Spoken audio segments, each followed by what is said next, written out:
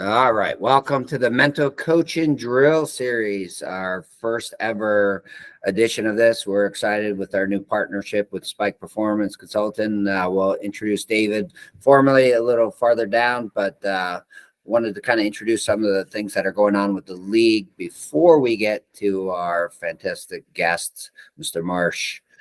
So without further ado, let me kind of give you the goals for tonight. We're going to kind of introduce the development program, really focusing on the player connection part of the program. We've kind of touched on the team connection through some of our coaching sessions that we've done earlier this summer. Introduce forums, which may be new to a lot of people. Introduce the website, which may be new to a lot of people. And obviously introduce our guest speaker, let him take over the reins, do his thing, and then allow some time for some Q&A. But before we get going, I want to congratulate a couple teams that have already kind of punched their tickets to nationals, which will be in Chicago this year, August 25th and 25th to August 27th. We'll have 10 regions, and so we'll have 10 teams, and Seattle Kings, Westminster Wild, Thousand Island Spirits, which is a new team this year, and Minneapolis Wheat Kings. So we got 3 of the 4 are returners, and the only reason the 4th one isn't is because they're new to the league. So who's going to be the other 6? And little hint, our guest and maybe a couple people on this call may be in a good shot to be there in Chicago. We'll figure that out later. I'm Tony Gray. If you don't know who I am, I'm one of the, I guess, the co-founders of the league. But my primary responsibility, thanks for the whoop whoop. My primary responsibility is kind of development of the program, of the whole NABLL. Last year, I thought we did a really good job of working with the general managers, and this year we want to kind of start blossoming out and work with the coaches and the players. And so this one's more focused on the players. This is kind of our kickoff. So if you went to one of our coaching sessions, I apologize. You may have seen this before, but these are kind of some of our principles of what we want to come away with when looking at our league and how to get people engaged. So I'm really going to focus on the right side. I'll let you look at the left side, but obviously we want to increase player engagement. But what does that mean? We want to improve communication between the players, not just the guys on one team, but within their regions and across the country. So we're trying to create opportunities on our websites, through emails, through Instagram, on here, just opportunities for you guys to kind of get to know each other and build those relationships, so that, this is, they say lacrosse is a small sport in regards to everybody knows everybody. And it's, I can say with a certainty, lacrosse is one of those sports where you can just go in the airport and see somebody with a lacrosse shirt on and just go right up to them and just start a conversation. I don't know if you can get away with that with some of the other sports. They may look at you like you're crazy, but I feel like there's a good brotherhood and sisterhood with lacrosse. Obviously, we want to bring more awareness to box lacrosse. The eyes of box lacrosse are like the Canadians and the natives are kind of have the edge on the Americans. And so we want to kind of bring up the awareness and kind of bring the American game up more through different ways, like our coaching sessions and getting you in front of players that have been successful from the American side. And then we also want to be able to have opportunities for you guys to have open dialogue with each other or with us, the co-founders, and to help drive this league in a successful way. And then obviously there's much more, but that's kind of like the overarching principles of what we're looking for on the player engagement side. So it's a couple of the things to kind of get people talking is one of the things that's we kind of introduced this about a month or 2 ago, but it really, we haven't highlighted it a lot. We wanted to create a forum just for people to kind of start talking. And this is the one where I think the players would probably jump on it more and start engaging in conversations. So This is on our website. So whenever you get an opportunity, just kind of take a look through there, look at some of the topics and see if you want to kind of jump in and start some discussions. You'll notice there's not many reactions in there right now. It's really new. So we're hoping that once the players kind of jump on this, it'll kind of start to grow. Being a coach for over 30 years, I've been involved in some forums, and it's a great opportunity once all the players are involved in those forums. Some of the other things, I don't know if you know this, but our website is packed with a lot of different pieces in it. I know most of your information is probably getting disseminated through your general managers, but you could probably find a lot of information on our website without kind of reaching out to your general managers. You could find out who the statistical leaders are across our league. You can get a quick snapshot of our Instagram feeds if you're not already following us. You can get PLL ticket discounts with one of our partnerships. They offer them about 20% off the ticket. So that's a pretty good deal just for clicking one link. I think the next games are in Baltimore, which is in my neck of the woods. So if you're in that area, feel free to go to our website and download some tickets. We also added the beer gardens on there, so you can little extra incentive. And then we also have obviously all the teams are on there, their rosters, their schedules. When you click into your rosters, you can look at your own stats within it, and we will say your stats are only as good as your general manager. But we found across the league this year that the teams are doing a much better job with filling in information for them. And then we also have like an overall league information with transaction logs, regulations, rule books, and modifications, and even our new insurance information. We have a secondary insurance, so if you happen to have any injuries during a game, feel free to reach out to us, because we do have that secondary insurance. It's not just insurance saying that you can't sue us when you get hurt, right? So we want to help you with that. And there's obviously other things on our website, but those are some of the main things. All right. Well, I told you we were going to go through this quickly. We are honored to have David Marsh here tonight, and kind of kick off our official partnership with them, doing some mental coaching. I could tell you, being a coach of 30 years, this is one of the pieces that I don't think players get a lot of exposure to. We're so focused on the physical part, and if you just kind of look through most sports, basketball, perfect example, right? When these guys do their free throws, you can see that there is a certain pattern to every player, right? And there's a purpose behind that, and I'm sure David maybe touch on that. Put him kind of on the spot with that, but David's going to kind of give us some, what would you say, some tips or some drills or some things to kind of help with our mental capacity. But before we do that, just a little quick thing. David is a member of our NABLL league. He currently participates on one of the teams. I'll let him introduce the team, so he'll do a better job of introducing the team, and he might be in a good position to see some of those teams in Chicago in a couple weeks. So I will turn it over. I'll let him do a better job of kind of explaining his background and what he did. But we are really excited to have David join our partnership with our league. You're muted, David. I'll mute. All right. Right on, Tony. I appreciate you. I appreciate all the hard work you and your team do. This is an awesome opportunity. This is an awesome league. Excited for where it's headed. I love the developmental side of it. Love that you have an emphasis and an intentionality in and around development, growing the game. So I just want to tip my cap to you right now. Because that's important. That's very, very important. So my name is David Marsh. I run Spike Performance Consulting. As Tony mentioned, I do play in the league with the Cambridge Nor'easters. Very loyal to my club. Great group of guys. Hope to see whoever makes it to Chicago in Chicago. but great experience, great playing time, unbelievable league. So I'm not going to read through my entire mission statement, but I will summarize it. I'll tell you what I'm about.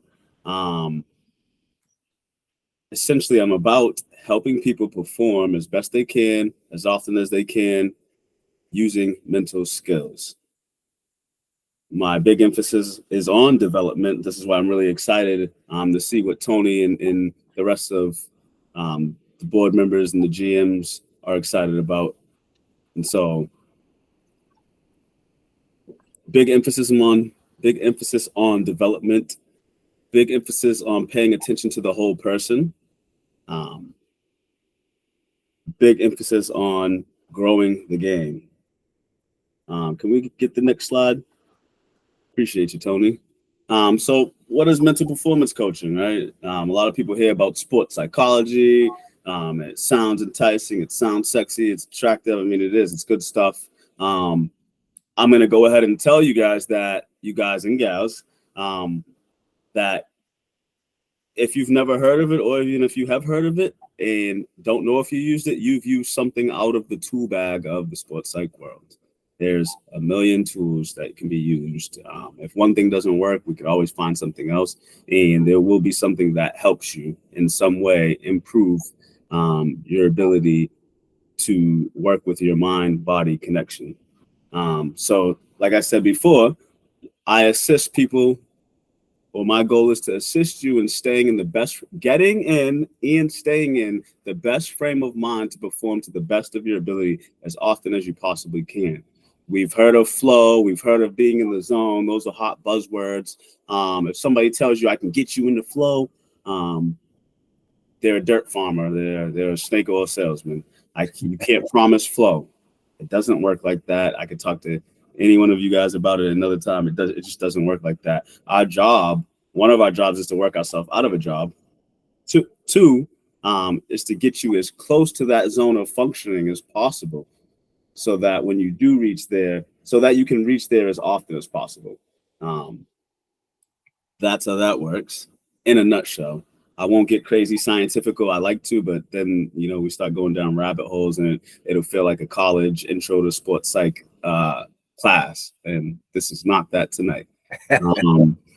So at the basis of it, the foundational work we do is teaching people the core set of mental skills, which includes goal setting, arousal regulation, imagery or visualization, confidence building, or self-efficacy, which is the sport or sportier version of confidence, which is more specific, your belief in your ability to perform a very particular task. So it's not that I am a great lacrosse player. We like to deconstruct so that we can reconstruct and build better. So it's, I can pinch and pop really good, or, I can dodge really well to the left. Like, I'm going to get my separation. I'm going to get my hands free. Like, that's your belief in your ability to perform a very particular task. And the other thing that I emphasize, because, there's a bunch of practitioners, but I'm going to give you my sauce. I'm going to give you my flavor. I'm going to give you the culture of Spike Performance Consulting tonight. And so it's all about developing a culture of excellence.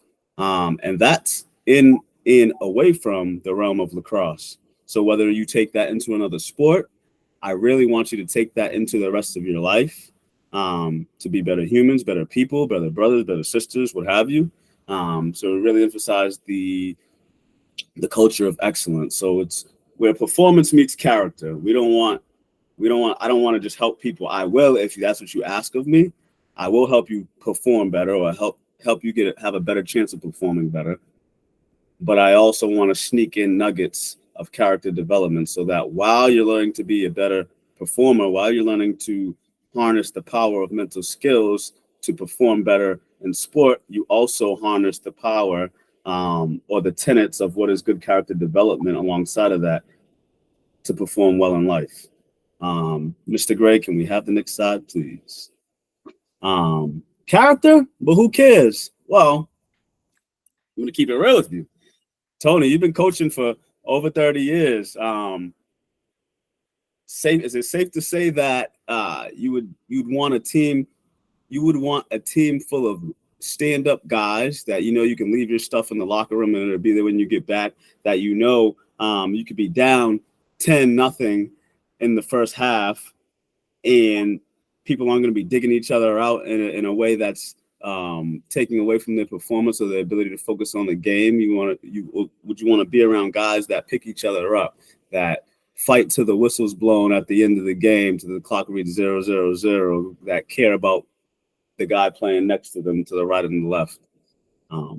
I definitely I want all that. One of the things I preach is dynasty, and talk about being a dynasty and what does it take to be a dynasty, and it kind of hits all those high character things and something that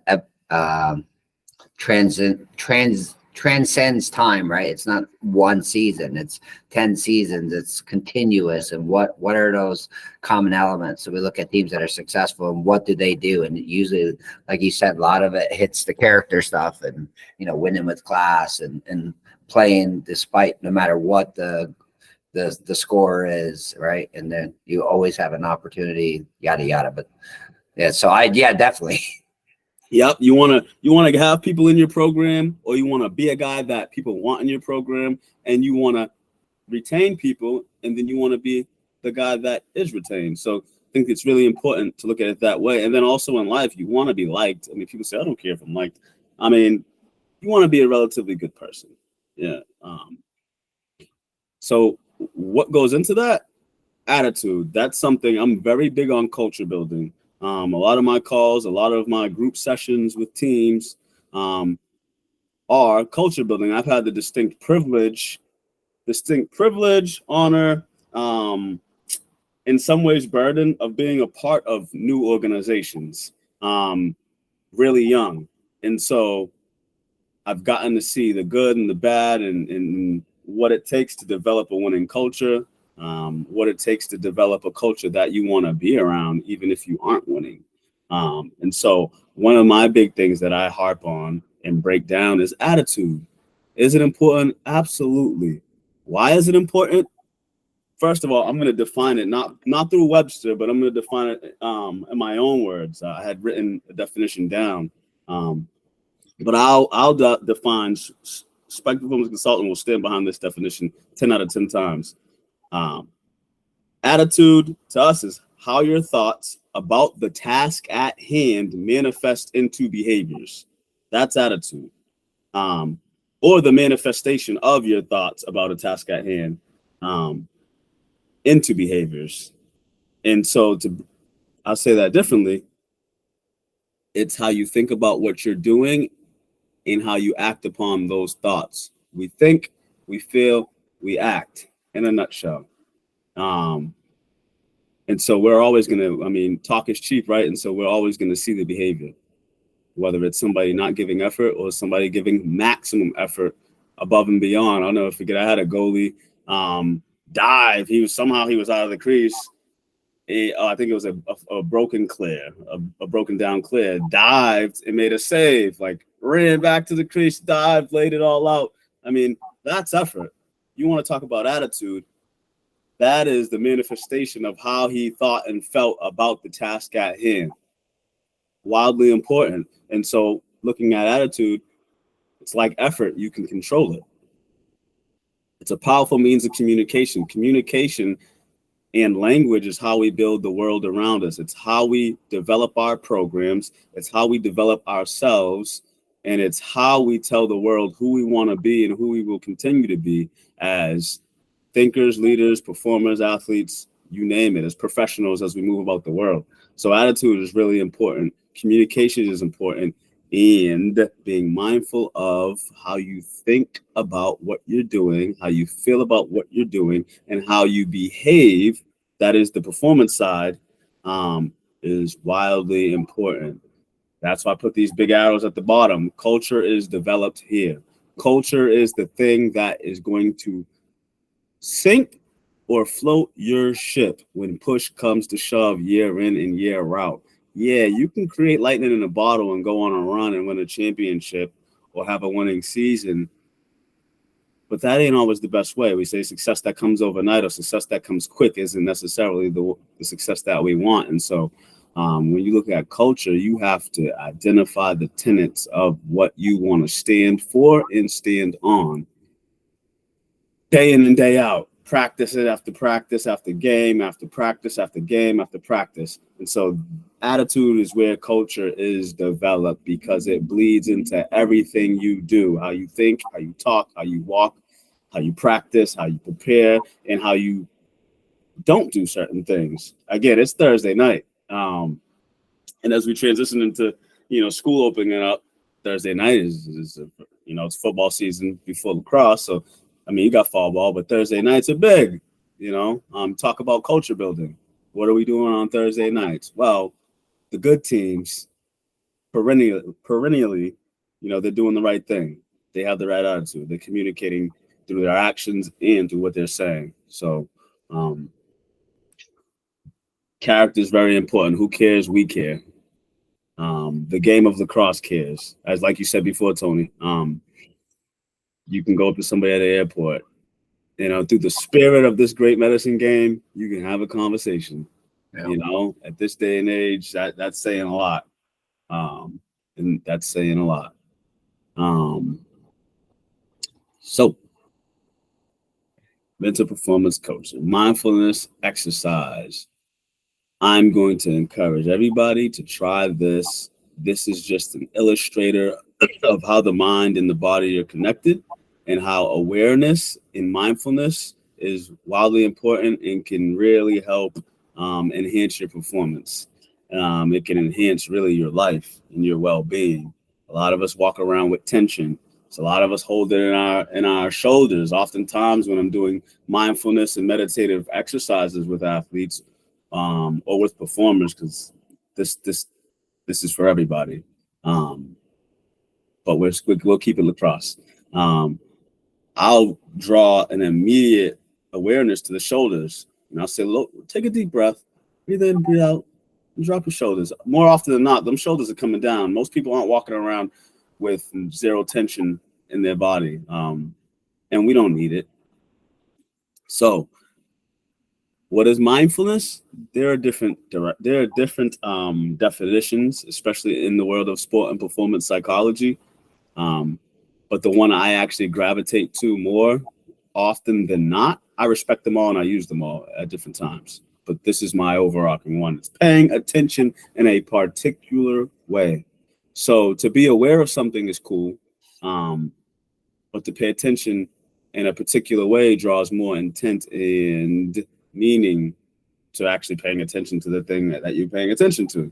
So, like if I should just pay attention to your shoulders, you're going to pay attention to your shoulders. They're there, whatever, but you're not likely to drop them and realize or be mindful of the tension there. So that's the shift in the mindfulness. So without further ado here, we'll jump right into this. And I'm going to do it too.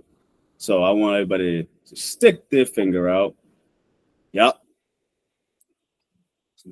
But put great tension in it, nice and stiff, right?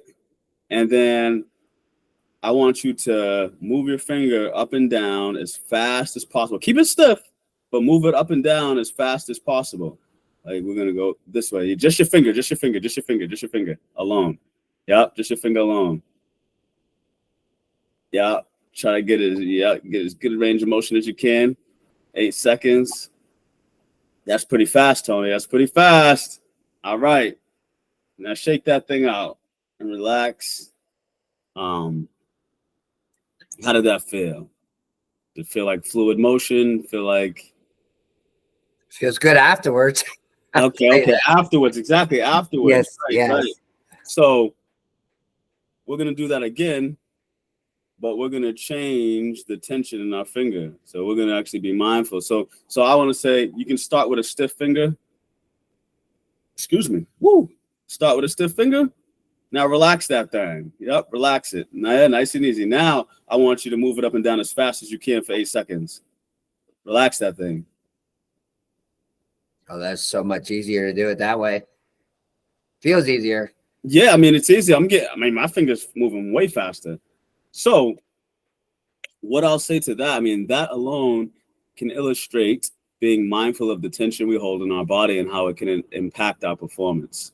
And that's important in so many ways. Sometimes tension in particular positions, in particular situations to perform particular movements can have you more predisposed to injury. There are things that we don't want to do tense. There are things that we want to do tense. So does this make a connection to like when you go to a yoga class and they have you kind of sitting there like, all right, I want you to focus on your forehead and then move down to your ears. Is that kind of the same mindfulness? Because they're drawing your attention on the same thing, and they're the focus on your breathing and just kind of be as relaxed as possible. So one of the major tenets of elite performance, of being in your optimal performance zone, is, or staying in it, is paying attention to the task at hand. Task relevant cues, staying fully present in the moment. That's like that part of that. What you're speaking to is every bit of that in yoga, like keeping you grounded, keeping you in the here and now, and building that awareness, the control, and the ability to better control the mind-body connection. But yes, that really illustrates that you can change your ability to perform with your awareness of, or your mindfulness of, parts of your body. So like, I'll do body scans, which is really different body scans, or progressive muscle relaxation. I mean, there's so many tricks in the tool bag, and that really builds an awareness to where we may hold tension. We may be holding tension in places we don't know, our lower back. And through body scans, we can kind of sort that out. This is a little tangential and jumping around, but I want to also emphasize that sport and performance psychology, or mental performance coaching, it's really an interdisciplinary approach at performance enhancement. I say that to say, in a perfect world, I don't operate in a silo. So I say that to say, like, I have to sometimes have conversations with the coach, with the athletic trainer. In some cases, I don't see this too much, but you might have a conversation with an orthopedic surgeon. Where is this person at a round table or so? Where is this person in terms of readiness to return from an injury? And that gets back to the body scanning and understanding the mind-body connection, knowing where you hold tension, knowing when you're good to go or not good to go, what stage you're in. Are you physiologically good to go? Is a different question than are you mentally ready to go? You know what I mean? So that stuff is wildly important. I think everything's important. I try to keep the mindset of an elite performer, and one thing I always emphasize is that there are no little things. When we're talking about getting better, everything counts, everything matters. Mr. Gray, next slide, please, sir. Right on. Out of sight, out of mind. No. Not buying it. Imagery or visualization is a wildly powerful tool that we can use to practice, to gain confidence, to increase our readiness to perform. So how I define it is it's a mentally constructed experience that includes all of your relevant or task relevant senses in a specific situation. So you touch, smell, kinesthetic, which is how your body feels in space, taste, and what you hear. So with imagery or visualization, which I think everybody has either used it intentionally or inadvertently used it. You could be daydreaming. You can be walking to a game. You can see yourself missing a shot. You can see yourself making a shot. You can remember your best performance and play that. But when we start focusing on this powerful tool, we can be intentful, and we can manipulate this to make it most beneficial to the particular person or group of people. And so why do we bring in all these senses? Is to make it this imaginal experience as real as possible. The brain is so powerful. The mind is so powerful. I said I wouldn't get scientific, and I'll do it for 2 seconds. I'm not a liar, but I lied to you guys. I'm sorry. But visualizing and imagining things can activate the same neurological pathways of actually doing an activity or behavior. And if you sit down and think about that for a second, it's like, wow, am I in the matrix? I can cause this physiological reaction or this mind-body reaction without actually doing something. But you're strengthening the connection between the mind and the body when we do this, amongst other benefits. And just to conceptualize that and think about it and actually digest it is unbelievable. We know, in all actuality, not that much about the human brain, but we do know that. And I'm going to go out there and say that that's a very powerful tool. It's one that I used in college a lot. It's one that pulled me towards getting in the field of sport and performance psychology and mental performance coaching, because it was powerful, wildly powerful and impactful. I remember, and everything's anonymous. I remember a couple of years ago working with a gentleman, this pro football player, and we did a mindfulness and imagery visualization exercise that was actually guided. I guided him through it.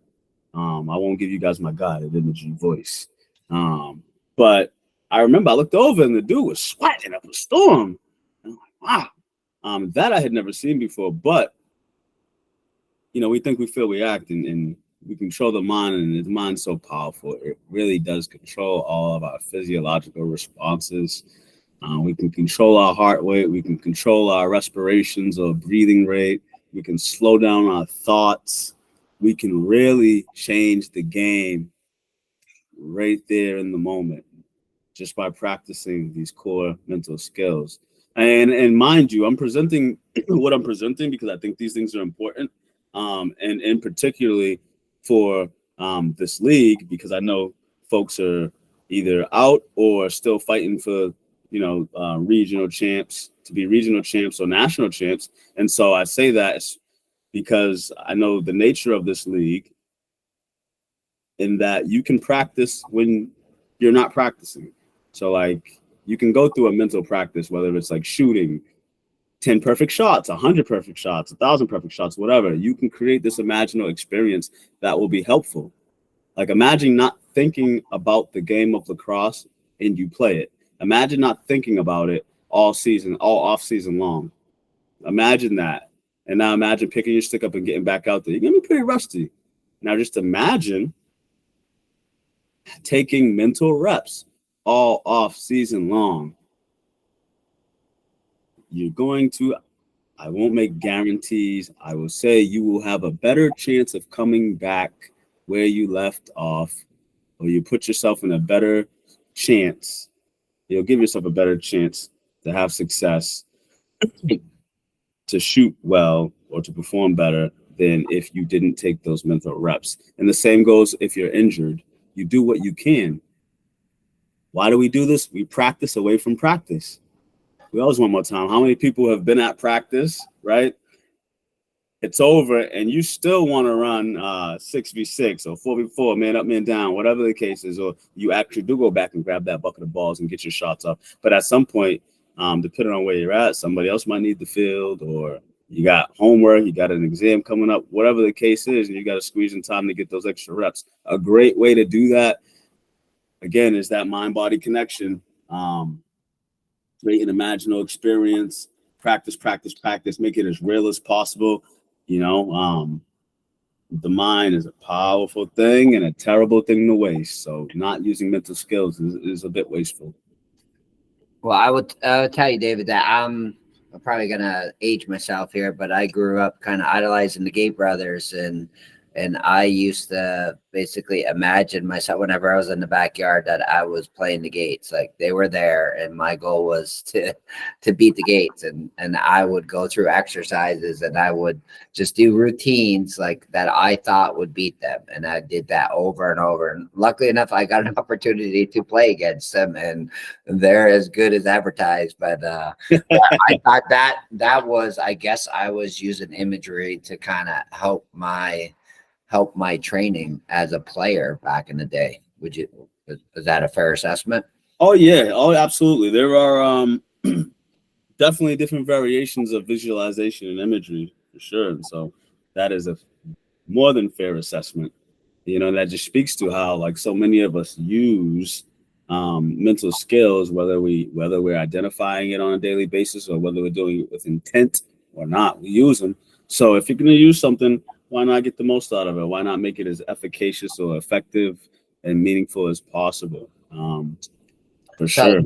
Let me put you on the spot here a little bit for some people just for some of the people that like, I sort of get the concept, but hey, David, can you give me like an actual imagery that I could do? I'm a forward or I'm a defenseman. What are some things that I could do to touch on? Maybe the touch, the smell, the taste, just specific for the ones that are just like, I can't think of anything off the top of my head, but maybe if you give me something to start with, I could start with that, and hopefully that'll branch me out.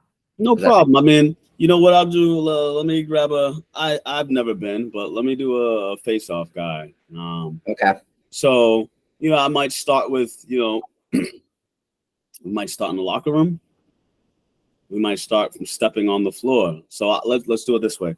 If I were to script it or if I were to guide it, if I'm writing the script or if I'm verbally guiding it, I may say, you're stepping on the floor, you're coming off the bench, you're stepping on the floor, you're walking up to the dot. Notice what you feel. Notice your feet on the floor, the turf. Maybe notice your shorts brushing up against your knees or your legs. Shorts are in now, whatever. Excuse me. Notice what you're hearing and what you see around you, what you smell. Maybe you smell the rubber pellets. Maybe you didn't wash your uniform that great and it stinks, whatever. What do you see? We'll start zoning in. You're walking up. You see your opponent, right? You feel your stick in your hand. You feel the gloves. You look at the ref. You see the ref. He says whatever he says to you. All right. You zone in. Whatever you typically focus on, whatever you're coached to focus on in that moment, now you're focusing on that. Where are your hands on the stick? Notice how the stick feels in your hands. And the feeling of your knees as you bend down to get into position to take this face. Do you know what move you're going with? Did you're thinking about your move already? Did you select it? Okay, you selected your move, you're in position. What are you hearing? All right, at this moment, you hear nothing, but you wait for the whistle. Notice your body as it's poised. So then we bring the kinesthetic into it, your body in space. Notice your body in space. How does it feel? You see your opponent, the whistle blows. Whatever move you're going with, a pinch and a pop, straight clamp, whatever. Let's say a clamp. You feel the tension wherever you would typically hold tension. See the things that I would interact I collaborate a lot. So these are things that I'd be asking the face-off guy, like, where do you typically feel your tension at, on your perfect face-off? And we're trying to run a perfect scenario here, because we want to get as close to that point as possible so that we can get as close to flow, as close to being in the zone as possible. So I may say, notice where you hold your tension, if it's in your arms or your knees or your hams, your glutes, whatever, you're spring loaded, or if they're relaxed, whatever they are trained to do or whatever is optimal for them physically. But we're going to pay attention to that.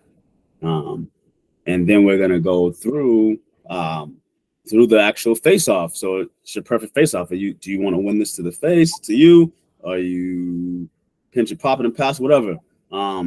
Whatever you want to happen, this is what we'll construct, and we'll make sure that we're paying attention to all relevant senses during that. You want it to the face. Now you push, you blow by everybody, you pass it. Notice what you feel, notice what you smell, notice what you taste. I mean, at that point, I might not focus on taste at all, but if that's helpful for the person, if it's relevant to them, then we'll incorporate it. You blow by the first defender, you shoot, hit 2 pipes, go. What do you feel? How do you feel? What are you thinking in that moment? Notice your body in space as you run through the defenders, as you shoot the ball. So, not to drill this one to the floor, but you really just want to bring out all relevant senses throughout that process, but you want to break down the process so you can really imagine it in real time. It's almost like self-made VR, virtual reality. You want to have all the senses there, but you want to actually program it out. Your mind's a computer. We got to tune it up all the time. So you really want to code this script. The script is coding. We want to make sure we code it really well, so there's no glitches. Yeah, I was ideal code.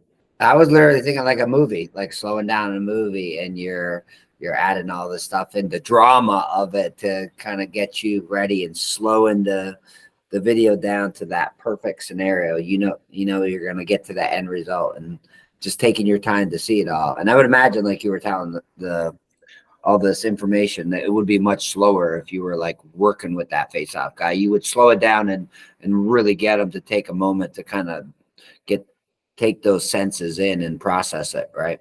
Absolutely. And there's variations of visualization and imagery. There's variations of it. Yeah. So there's shorthand ways to do almost anything. Or I won't say shorthand, there's shorter versions. And it's all about what's meaningful and what works for the person or the group. So I do a lot of work in groups, 50-50, but for the person or the group. And another thing is, depending on what time we're working with, we want to develop your ability to imagine.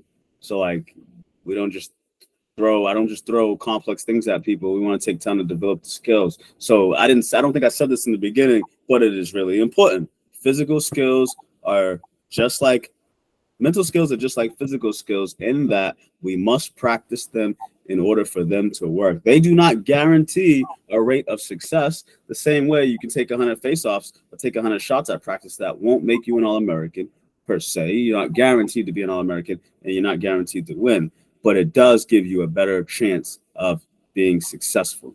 And so mental skills are to be practiced. It's important. The greats, like I think you touched on it before, a lot of great athletes use mental performance coaching. They use mental skills. Kobe Bryant, Tiger Woods, you name it. The list goes on. Boxers, gymnasts, the list literally goes on and on and on. I've met, even in my personal experience meeting different people, a lot of people use this stuff. You want to give yourself the edge, the best edge you can get. I don't even know what the next slide is, but I think that might be. Oh, I knew it. It's questions. Well, I have a scenario for you that might be applicable for people entering the region championships here and even in national. So let's take it the opposite way.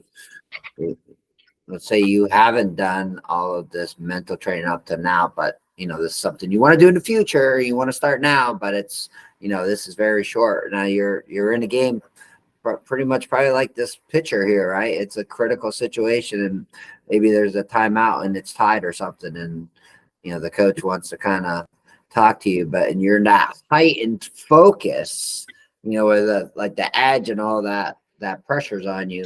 What is like a tip or something you can do to kind of reframe or I guess reframe your mind to put yourself in the best chance to be successful coming out of that timeout, whether you're an offensive person or a defensive, no matter what the scenario is. If you're on either side, I'm coming into that all supercharged. It's a high pressure situation, and you've probably seen this. These guys come in like hyper focused, and they sometimes, and I know what I would do, but I want to hear what you would do.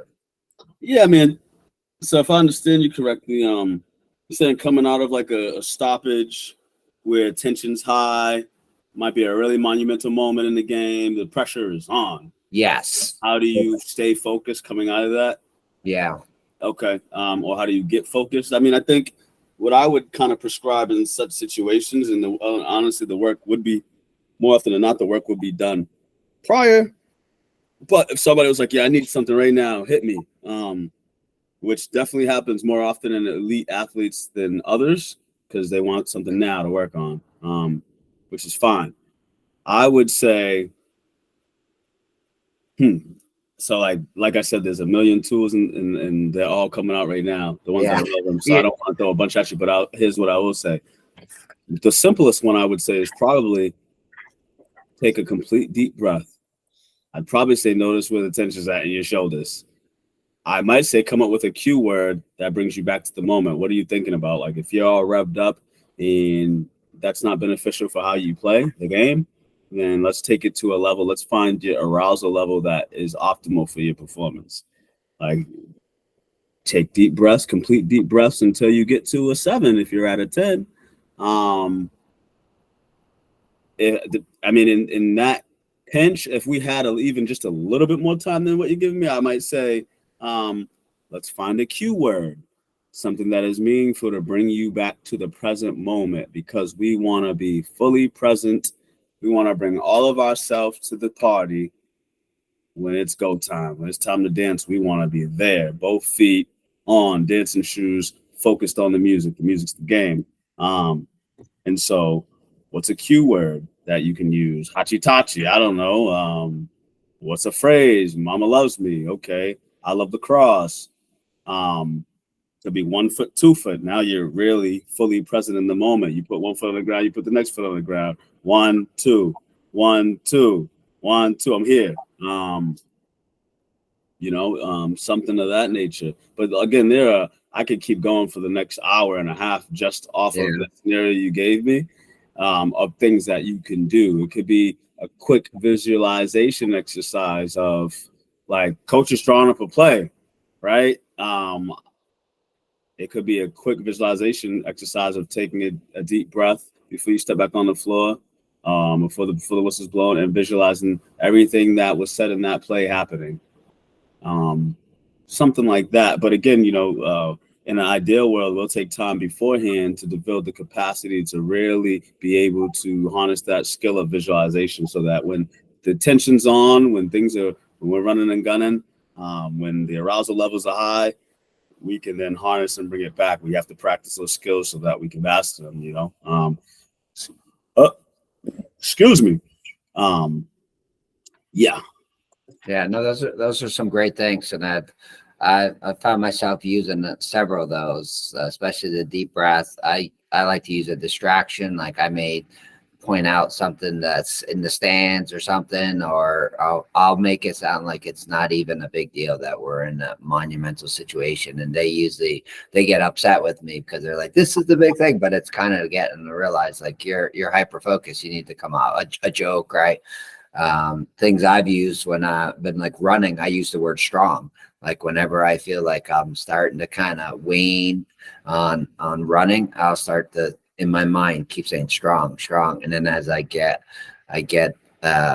moving on, I change it to stronger, and then I change it to strongest. There's a joke there. My neighborhood has hills. You can't escape the hills. And there's this one hill that I always say is my arch nemesis. And whenever I get to this hill, I always use that word strong, stronger, and strongest. And I'm like, this hill will not get the best of me, because it's one of those hills that's just long, and it's just like you gotta keep you gotta stay focused, or you will not make it up this hill. It's not like astronomically steep, but it's just long, and it really forces you to just continue to work for probably a good 3-4 minutes going up that hill. So, wow. Yeah, so that kind of helps. I remember with my daughter, I used to kind of get her into running. I would make her, we would count every time your left foot strike, and we would count up to 5, and then we'd switch it to 4, and then to 3, and then to 2, and then to 1, and then we'd repeat the 5. And before she knew it, she was so focused on the mechanics of just counting. She'd be like, all right, we're already done where we're done running that hill, or we're done running that section. So stuff like that. So that's, maybe I'm doing more of it than I thought I was. Absolutely. I think so many people are. I mean, cue words is one of my favorite. Tony's cue words is one of my favorite, which is the first example you brought up. Strong, stronger, strongest. That's one of my favorite quick tools, interventions to use. And then, as we talked about a little earlier, being fully present on the task at hand. So like whatever your daughter might have been focused on before, she's no longer focusing on that, because she's focusing literally on the task at hand. You can only be where your feet are. You can only be where your feet are. And so to focus and refocus and refocus and refocus, that's like one of the best facilitators of being in the moment and the peak performance. You got to be in the moment. You got to be there. You ever, it's just like Woodstock, or any other crazy event that was, riveting. You just had to be there. Well, every day of your life, every game you play, every practice you play in, every test you take, every day of class, you have to be there. You had to be there. You have to be there. You got to be fully present in sport and in life to really get the most out of it. So those are great examples, Tony.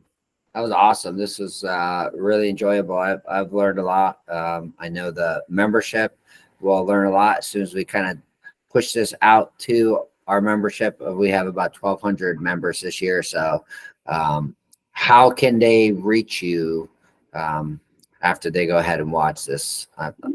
Yeah, I mean, so you can find me at I'm on Instagram at Spike Performance Consulting, spikeconsulting.com. I have a Twitter, but I'm about to delete it and get a different one. I'm going to change it to Spike Minded. It's Spiked Thoughts right now, but I think Spiked Minded sounds better. It's like-minded, whatever. Yeah. My number's on there. My number should be on my Instagram. It's definitely on the website. It's definitely on my Instagram as well. My email, spikeconsulting@gmail. My number should be there. I'll just say it on here, 617-833-9219. And I'm really hopeful that, players, I know there's a lot of coaches in the league, and players of different stages in their game. Reach out. I'm always willing to have a conversation. A conversation via call, via text, Zoom, Skype, Google Meet, whatever. I'm all about growing the game. I'm all about helping people be better performers in and away from the game of lacrosse. Or whatever game you play, you can take these mental skills into another game, another sport, your everyday life. Like being able to better understand your arousal level, your anxiety level is helpful. I don't care what you're doing, where you're from, Mars, Pluto, Venus, whatever. Those things are helpful. Being able to control you in space in general, whether it's sport and the rest of your life, is powerful. So, you might not think it's for you. You might think it's for you, whether you're curious or whether you know it's for you, whatever the case is. I encourage anybody to reach out, give me a shout, give me a follow, give me a whatever. I'm here to help. Love the game. Play it until my body says no. So it's done wonders for my life. So I'll just continue to get back to the game as often as much as possible. Well, this is fantastic. So I hope that you and your team stay in the moment in 2 weeks from now, and that maybe we get a chance to meet in person in Chicago. So once again, thanks for coming, being our inaugural guest for the player side of our sessions, and look forward to having many more sessions with you. So thanks again, and have a great night. Hey, you too. Thanks for having me, and I appreciate you. And big tip of the cap to the league and the work that the development team is doing, because this is special. I hope people really stick to it and stay attuned to what's going on in the league, because we're doing things the right way.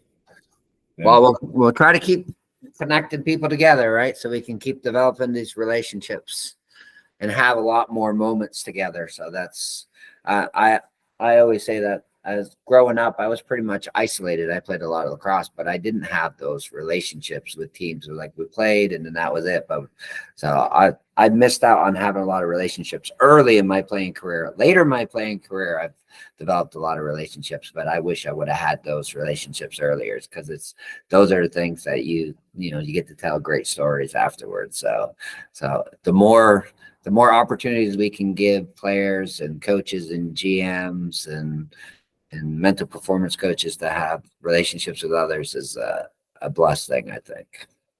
Absolutely, Tony. Yeah. All right. I stopped the presentation. That was awesome. I loved it. That was great. You're still recording? No, I stopped it. I'm pretty sure I stopped it. Oh, wait. No, I didn't. Let me stop recording.